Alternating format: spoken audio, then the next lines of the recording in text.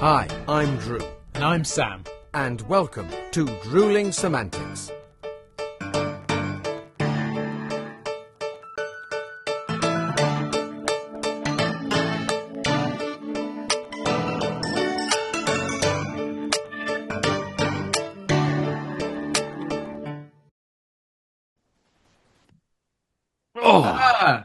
There he is, and he's knocked his screen. Well, you know, I said that to you. I said you'd come in, you'd sit down. You've just spent all that time learning it up. Anyway, you weren't tempted to go get a glass of wine then, mate, like the lovely Mr. Potter did last week.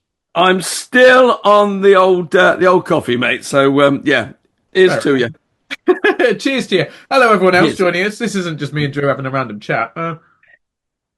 Well, it is us having a random chat, really, isn't it? Before we get down to any nitty gritty. So, and it's lovely to see you. It's been a week. Lots have happened. What has been happening to yourself? How are you, Mr. Dunning? Yeah, I'm all right, mate. Good.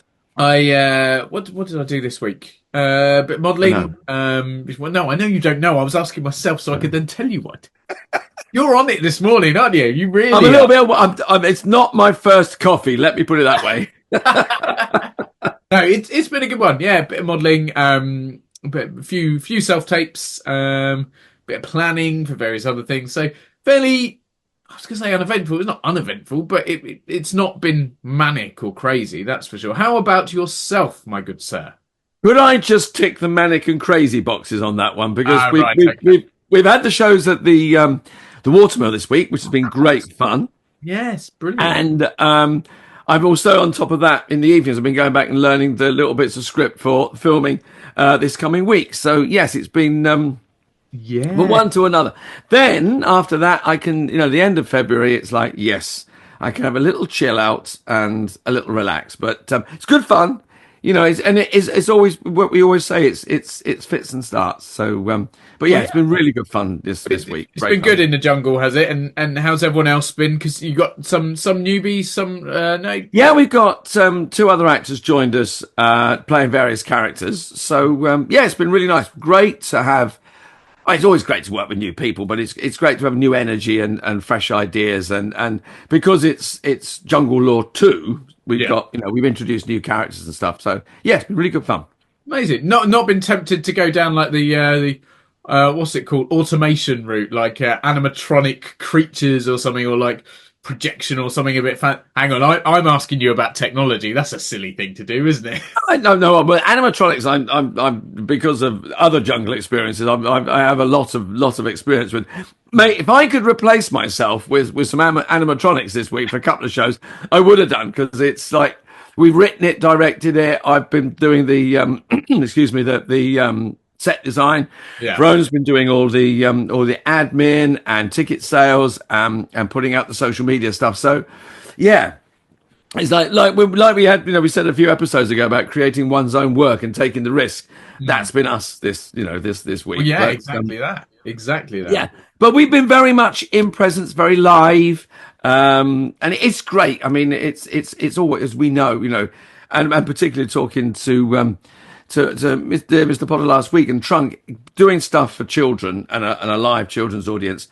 It is so immediate and so they're so on it. So you can't get away with anything. You can't. And all that live experience, both for actors and audience, is irreplaceable. I think it's it's very important. It's reality, isn't it? And it's irreplaceable, and you can't recreate it. You can't imitate it, I guess. There are just things about live performance and about children specifically that you can't predict. I mean, we've done episodes on unpredictability and not knowing what's coming next, but they say never work with animals and children, and you are being an animal working for children in a sense. Yes, so that's a really good point. Yeah, but yeah, it's no.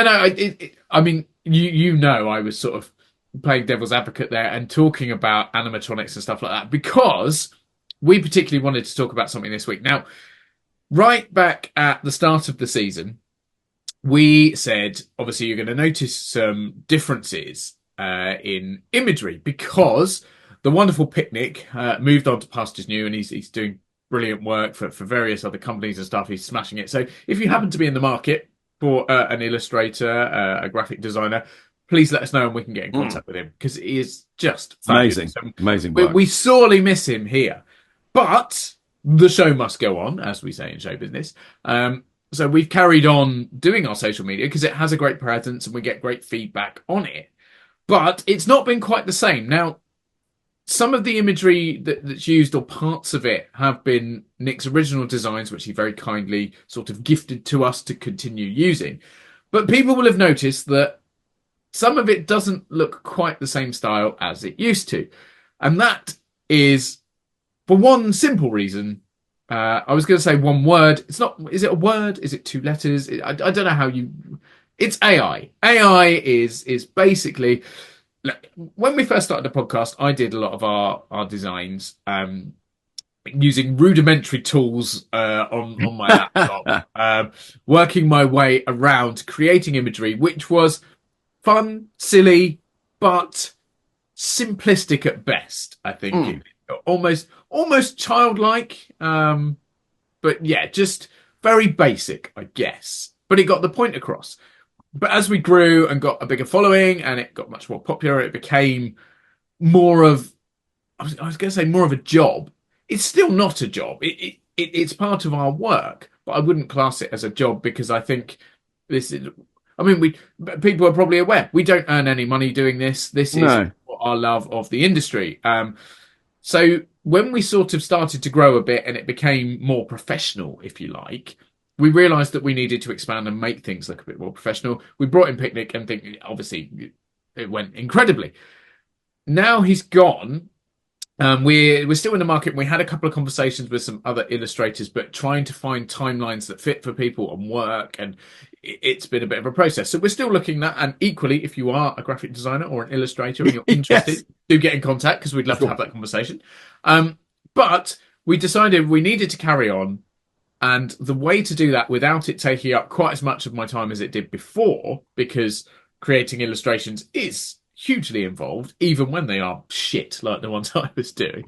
The simplest way was to go the AI route, which people have commented, a lot of people have noticed and sort of guessed. But I think it's done a brilliant job. AI as a tool, it's been fabulous.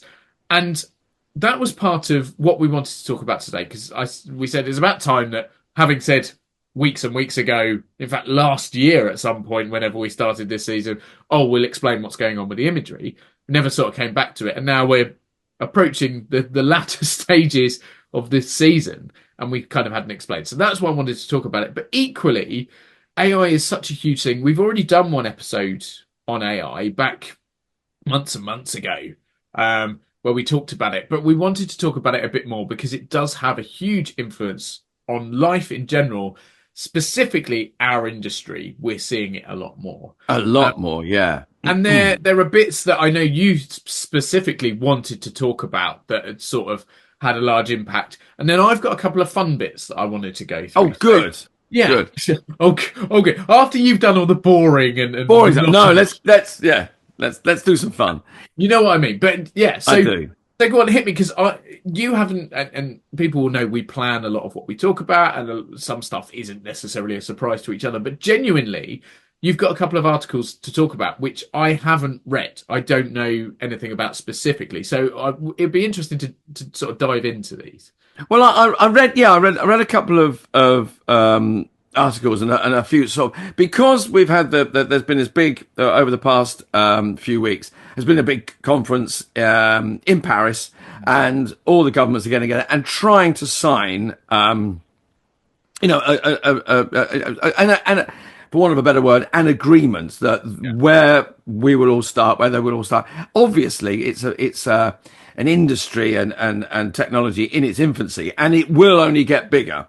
And I think everybody's kind of worried about how do we control it? How do we work together? Because, if you've got the money and the infrastructure, it will just take off. And of course, China in America, Mr. Starmer's saying we want to be a powerhouse in this. Everybody does, because You know, you create a company and it starts to create stuff. Off you go. And there's been and it was very interesting because the US and the UK have not signed the agreement. Everybody else has signed the agreement, and the US and the UK haven't. I think we haven't signed it because the US haven't signed it. So I think there's that sort of this old relationship of special relationship with, you know, whatever the politics are around that. But it was interesting and I'm going to go on. I've got some stuff from Equity where British equities stand where as regards to actors. But there was the International AI Declaration, as it was called at Paris. It pledges to be open, inclusive, and ethical in its approach to technologies, developments, and companies. And you think, great, that sounds perfect. But why haven't the UK and why haven't the US signed that? Yeah. According to the government, our government, they want to call, I'm going to quote, they want a soft approach, whatever that means. So they don't want to limit anybody. They don't want to limit investors. They don't want to limit companies. So it's like, that's all very well, but we haven't agreed to anything. And we have quite weak laws. We have no written legislation at all anywhere regarding AI. There's nothing. Certainly, when it comes to the arts, there is nothing. No. And Equity, which we'll chat a little bit more about, have been really pushing to get some form of legislation, some form. Our copyright laws, I think they're the last overhaul, certainly that would refer to AI. They've not been overhauled or been looked at since 1988, I think, is the last time, you know. So given the pace of this, you know, it's something that that would be great to overhaul. Not. So it's so woolly and so open to not so much abuse, but interpretation that no one knows really. So my opinion is by not actually signing something, it's good because you don't limit yourselves and so it can grow, but also you've not actually agreed. All it is just to agree to act ethically, look at what other people are doing. Yeah. And we're not, you know, the US and the UK don't want to do that. Well, we can probably guess why the US government don't want to sign anything because, you know, we've got a madman in charge. And yeah, Keir Starmer is won't obviously weigh in there, but you know how we feel. Well, yeah, I mean, but it is obvious why they haven't. You know, I mean, Trump is not going to sign anything. You know, anything, no. Because I doubt he can write. But I mean, you know, it's very interesting that remains. And I mean, I was doing some research on AI. AI has been around since the 1950s. The phrase artificial intelligence regarding computers, and then. It was the term machine learning we came up in 1980s, and then deep learning in 2010s, right. And in the 2020s it's now generative AI, which now means it starts to think for itself and it can create, and that's where now it's creating stuff. You can, you know, is it Chat GT or whatever it is? You can shove stuff in and it will write you a play, write you a book, write you a poem. Your advert. Now that's when we start to get into for creatives, anybody in the arts, writing, anything like that. Then it's like, well, what bits me and what? And there is no legislation to guard against the mining of anybody's intellectual property. It's very, very, very, very, very strange. Yeah. So there's So specifically, when we talk about equity, where have they weighed in, and what have you got on equity? Right, where obviously being the union for actors and performers in the UK. Well, equity, they've got a statement out at the moment, and I think what's his name, Mr. Kyle, Peter Kyle, Secretary of State for Science, Innovation and Technology. They're in consultation with him, and he's talking.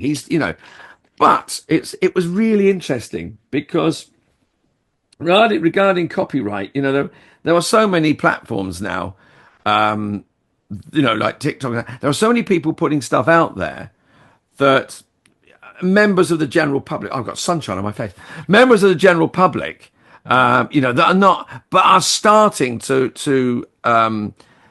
shall we say, create professions for themselves, businesses and whatever.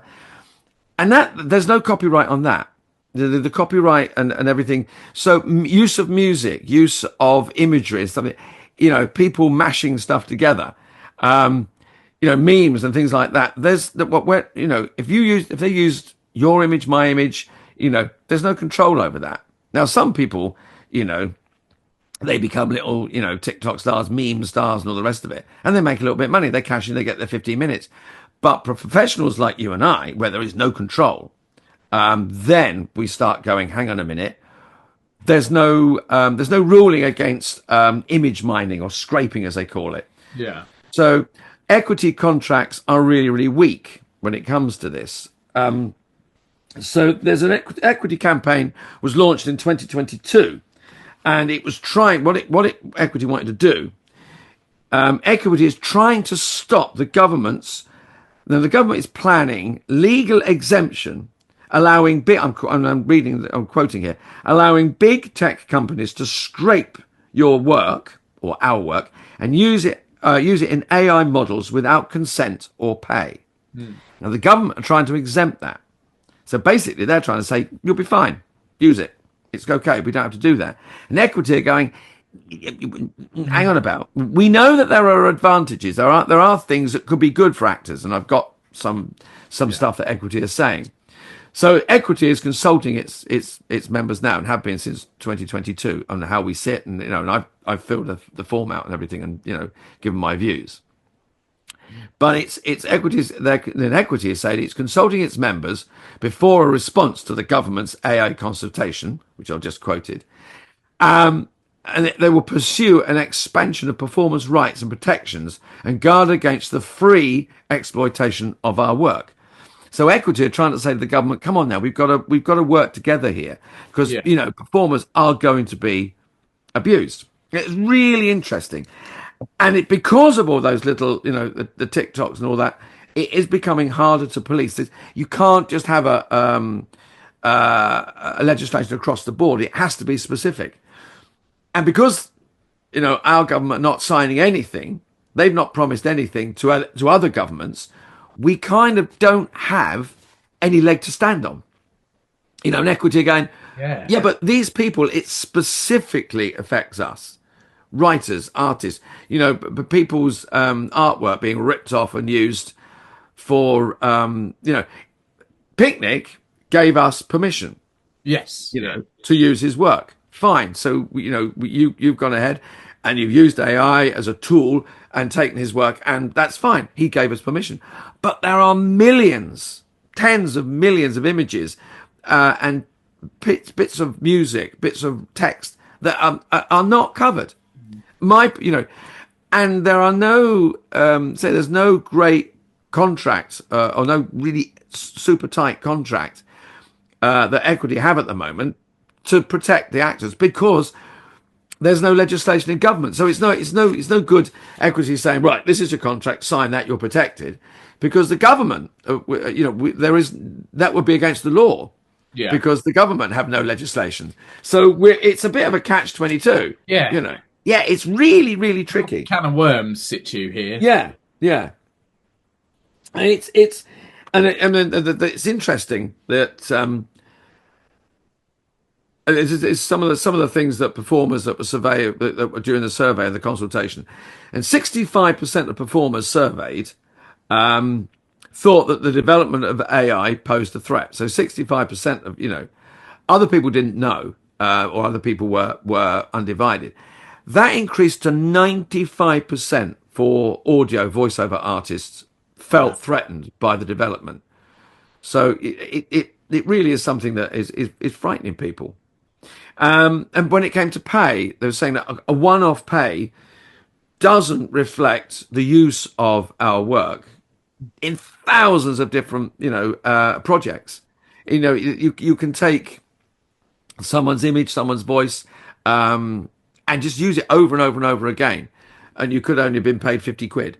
And you walk into some castings or shoots, and they say, "Oh, we're just going to do this." They scan your body. That's it. If you haven't been protected, if you've no way of saying you can't use that, you can't use my image, you can't manipulate it, then you have no protection. It's there forever. And as we know, anything you put out on the internet anywhere is there forever. You can very, very rarely get rid of it completely, can you? So yeah, and also with the dark web. I mean, God knows what is happening with AI on the dark web. That is, yeah. And so many. I mean, it was saying that the majority of AI platforms are using original creative work without a license to create new material, and that infringes the performer's rights. To use our stuff without a license, without permission. However, we have no way of protecting our rights at the moment. No, that's the frightening thing. But go on, flip it on its head though, because you said there are also obviously some major positives. So what sort of things came out from this investigation, or whatever you want to call it, that backed up the positives? There's just a couple of other ones that certainly, because there may be other professionals listening that don't, but NDAs, non-disclosure agreements, actors are being asked to sign those, and they now are really in depth, and they really affect stuff. So anybody who's asked to sign an NDA, God's sake, read it, because you don't know what you're signing away. And interestingly, 99% of deep fake subjects are from the entertainment industry. 99 of deep fake subject. And 96% of deep fakes are pornographic. So you do the math. Okay. How much is being twisted on its head? So that was interesting. And Luke, just going back on what I said earlier, the UK law has no explicit laws written to regulate AI, and that includes copyright designs and patents from 1988. So performers are being exploited. And the government, its statement is, before we go on to the positives, government priorities. The government wants to make the UK a global AI superpower. Brilliant. It's obvious we've got to be involved. But as it stands, they do not plan to introduce new legislation to regulate its use. So they don't plan to have any legislation. Okay. They're adopting a light touch approach with a voluntary code of practice for the industry. So they're asking industries to voluntarily say, "Oh yeah, we won't do that." Now, if you're sitting there with the possibility of making millions of pounds or hundreds of £1,000s or even £100 on an image or a campaign or whatever, you're going to go, "Oh, I can't do that because it's going to cost me this." I don't see that working. Voluntary codes of practice tend to be very unenforceable and very difficult. Yeah. Yeah, I'm not sure I throw much faith in. I'm not so sure that one's really going to wash. However, let's get doom and gloom out the way. Doom and gloom out the way. The advantages, AI, there's a couple of advantages here. AI could allow performers to appear in multiple productions. So, and this is quite some way down the road. So we've got to realize this is great. So you could, as a performer, you could be performing a show, and then it'd be adapted for something else. You could be performing live and be all over the world. Your image could be used for something else at that very moment. You could be doing a live show and be filming something. Your image or whatever, your performance could be being made, could be turned into a film, and you don't have to be there. So it could open up, that's scary, but it could open up, if you're really, really optimistic and oh, great, I can earn lots of money. I don't have to, I could be singing somewhere. My voice, my speaking voice could be making an advert. I could be making a film, and I could be live on stage in the West End, which you can't be in all places at once. AI will allow. So, the government is saying, well, that's boosting income. Yeah, we're a way away from that, but I can see we're a long way from that. We're losing income now. We're not making income. That's making is a long way down the road. Anyway, and also AI could. Then this is something I didn't look at reading from my notes. their quote is, AI could increase accessibility to the labour market for deaf and disabled performers. That, their words, not mine. I don't know how that would work, but you could use a disabled performer who is not able to get to somewhere to work. They could work from home or whatever, and then take their voice or whatever. Yeah, great. They don't have to be there. I understand that. That's positive, but again, a long way down the road. It also, and this is why it's interesting, it could enhance safety at work for stunt performers.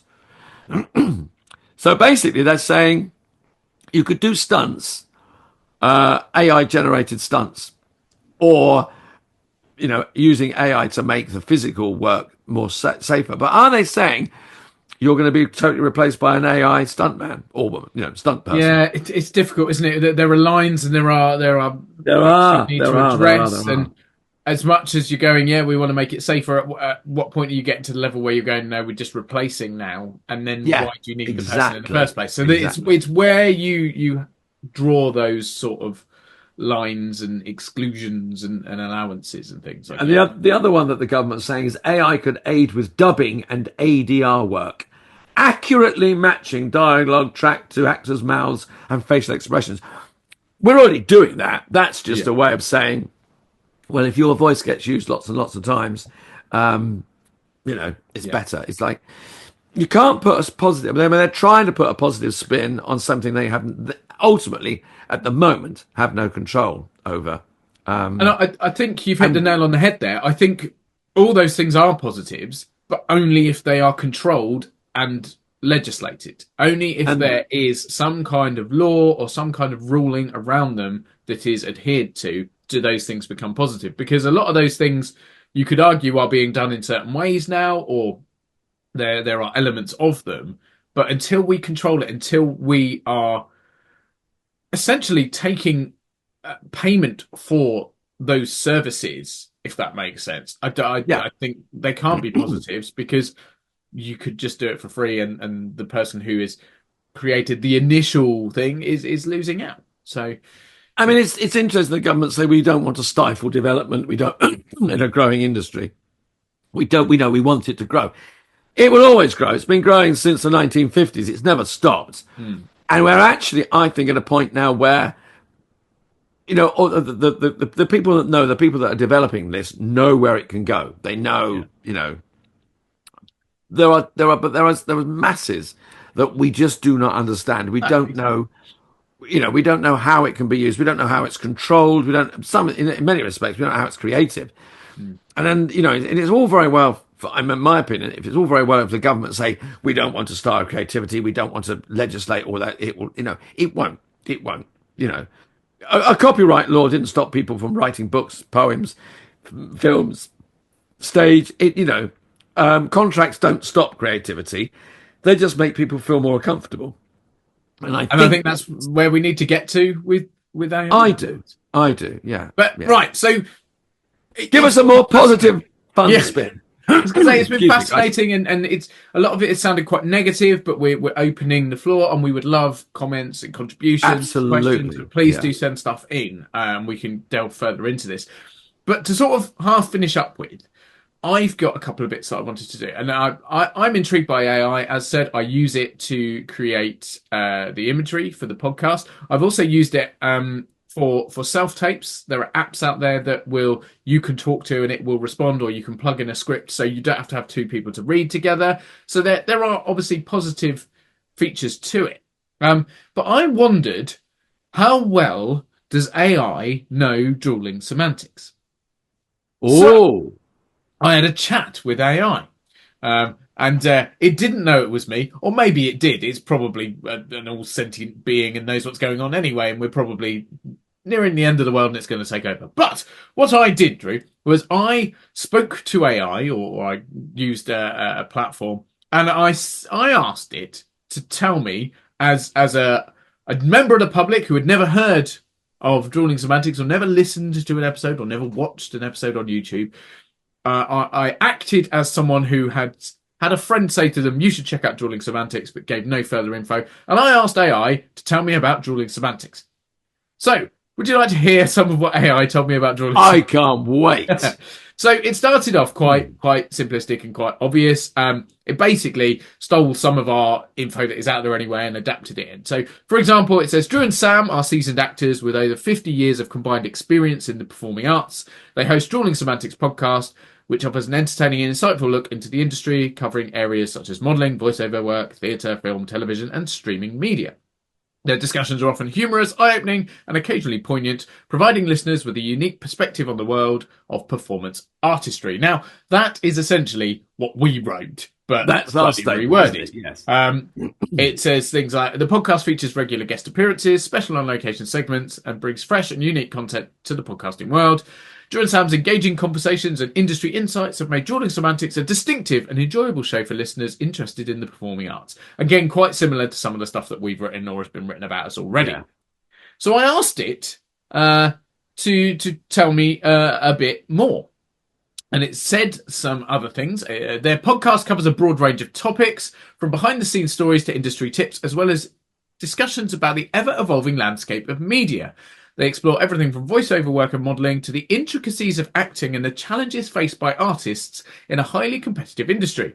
Their tone is conversational and approachable, often blending humour with thought-provoking discussions. Now that is a little bit more insightful. That's actually, and it's obviously based that on, I don't know, it's computers listening to some of our content, which is great. So I then said to it, but tell me more about Drew and Sam specifically. So, you ready for this? Drew and Sam, the dynamic duo behind Drewling Samantics, both have rich backgrounds in the performing arts. Now, it keeps saying rich and wealthy and very something. It's all about money, weirdly. It's not. I know it's using it in different ways, but it uses those terms quite often, very weirdly. Anyway, their combined experience spans decades, giving them a wealth of knowledge and perspective that they bring to the podcast. Then it went into detail about us individually. Drew is a highly experienced performer with a long career in both theatre and voice work. He is known for versatility across different media, including live theatre, film, television, and voiceover. Drew's ability to switch between various roles and genres speaks to his skill and adaptability as an actor.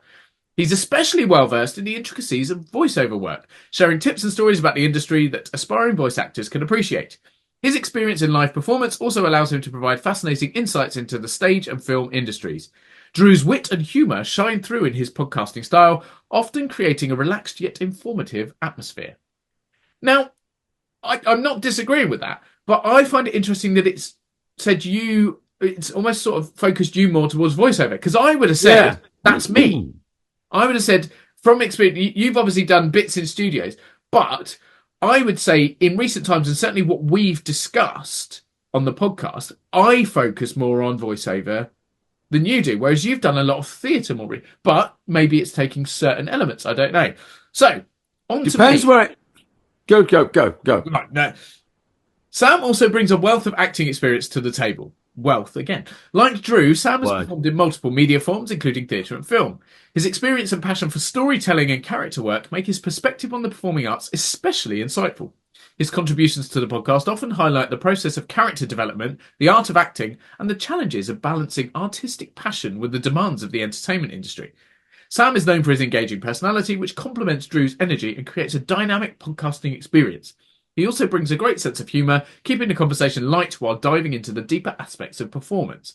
Now, that to me is quite vague, but it does mention about character work. And we've done some episodes talking about when I've had to go into specific character work. So it's certainly used a lot of our concept there. It's interesting that where it gets its information from, because I've done a lot more theatre than voiceover, but the voiceover is more accessible online. You can find references to my IMD numbers and all that sort of number, and that's all there. If that's all on my on Spotlight, on V Showcast and things like that. You can find that, but you obviously can't find my theatre work because there's unless you read my CV, it's not apparent. So that's interesting how it gathers its information. So it's a great observation there, and I think what it's done is gone. Here's something to focus on. Let's almost go full throttle into that, rather than perhaps expanding beyond. Then, when you ask it some more, perhaps it opens out. I then break said, that down. and this I was intrigued by because I wondered which direction this would go. I then said, can you recommend some of the best or most popular Drewling Samantics episodes? Ooh, and it started well. So it said, Drewling Samantics has a rich catalogue of episodes with many standouts that listeners often rave about. Here are some of the best episodes that capture the essence of the podcast, showcasing Drew and Sam's humour, insights, and engaging personalities. And the first one it did was from this season, actually, only a few weeks ago. Was it? No, I'll tell you what, it wasn't a few weeks ago. I think it was our last episode we did before we broke for Christmas. Or the Christmas period. It was season 12, episode 5, Out with the Old, which is the title of that episode. I'll come back to why that's relevant in a minute. Overview. The episode touches on changes within the industry and how Drew and Sam navigate shifts in the entertainment world. It's a reflective episode about how they've evolved as performers and how new trends are impacting the arts. Absolutely spot on. That is what we chatted about. Why it's a favourite. Listeners appreciate the candidness and humour as they reflect on the challenges of the industry. It's also an episode filled with personal anecdotes that add a relatable layer to the discussion. Again, absolutely true. Then it all went downhill. So it recommended a few different episodes. Season 11, episode 4, The Voice of Experience. That is not a title of any of our episodes. It then said season 9, episode 1, Behind the Curtain, Theatrical Tales. Again, that's nothing to do with us. Season 10, episode 3, The Audition Game. Well, that was an episode all about superstitions, and it had a completely different title. Season 8, episode 2, The Business Side of Art. Nothing at all to do with that. It was about, that was a guest week, and it was the lovely Reese, and he was talking about playing SpongeBob in the West End. From then, it recommended lots of episodes. Most of them were guest episodes, which it completely ignored. So sorry to Terry and Terry, to Tom, to Brian. All of you, AI, ignored the fact you were in an episode and told us something completely rubbish. So it's still got a way to go, is what we're establishing here. But it was massively interesting to read some of that and how accurate some of it was, and how it had expanded on stuff. And some of it was quite nice. One last thing, because I'm aware you've got to run off, and I've got a couple of bits that I need to get through. So with this final minute we've got, I asked AI to suggest a title for a Drewling Samantics episode about AI. And here are some of the things. We're going to go with one, but not one of the ones I'm going to read. Okay. Right. Bite Me. BYTE. Me. AI's role in the future of creativity. AI, the new creative partner.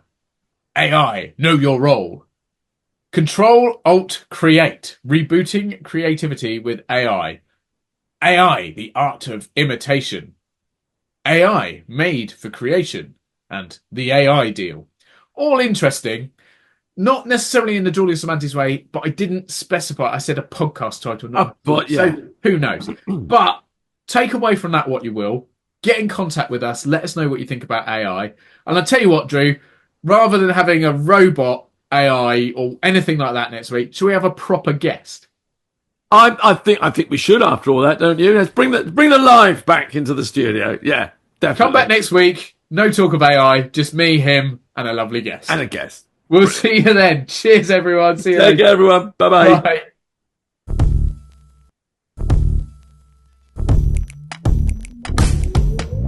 Thanks again for watching this episode of Drewling Samantics. Please make sure you subscribe to our channel and turn on notifications so you never miss a new video. Don't forget, we're also available as audio only. Just search Drewling Samantics in any good podcast app. And please support us on social media. All our links and handles are on screen now. We love welcoming new followers and subscribers, so why not share with your family and friends so they can join in too? Thanks very much. See you next time.